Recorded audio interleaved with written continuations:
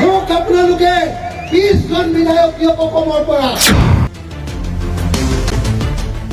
আপোনালোকে অসমৰ পৰা মোক 20জন বিধায়ক দিয়ক। ৰঙা নদীৰ পৰা আপোনালোকে আমাক ৰাইজৰ দলৰ বিধায়ক দিয়ক। মই এখন নতুন ৰঙা নদী আপোনালোকক উপহাৰ। মই আপোনালোকক এখন নতুন অসম উপহাৰ দিম। বিশ্বখনৰ কলিজা কপাই আছো নে নাই? মোক আপোনালোকে 20জন বিধায়ক দিয়ক অসমৰ পৰা। আপোনালোকে অসমৰ পৰা মোক 20জন বিধায়ক দিয়ক।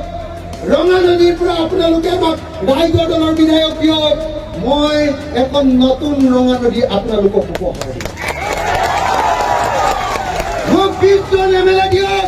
মই আপোনালোকক এখন নতুন অসম উপহাৰ দিম। নতুন অসম এখন আপোনালোকক উপহাৰ দিম। যিখন অসমত প্ৰত্যেকজোৰা পথাৰত পানী যোগান হ'ব।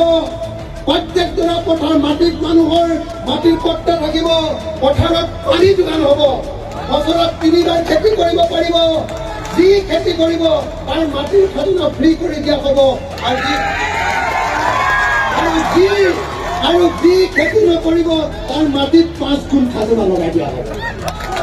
ভাল হ'বনে বেয়া হ'ব?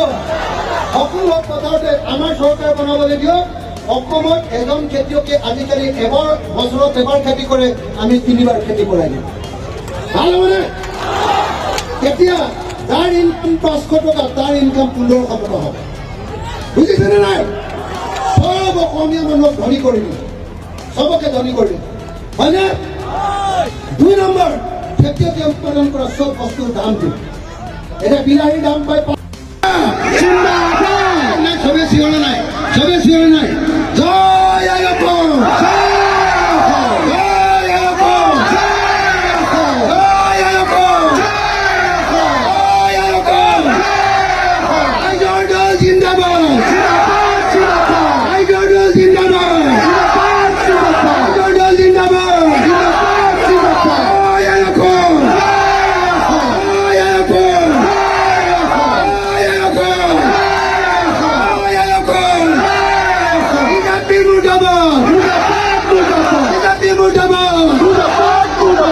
মুসলমানেৰ ৰাজনীতি বন্ধ কৰো।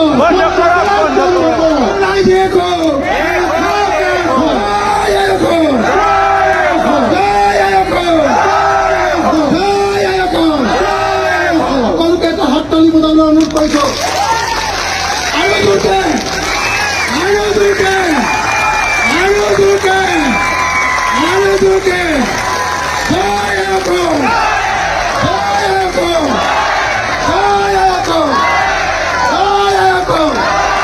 ধন্যবাদ। জয় আয়ুব।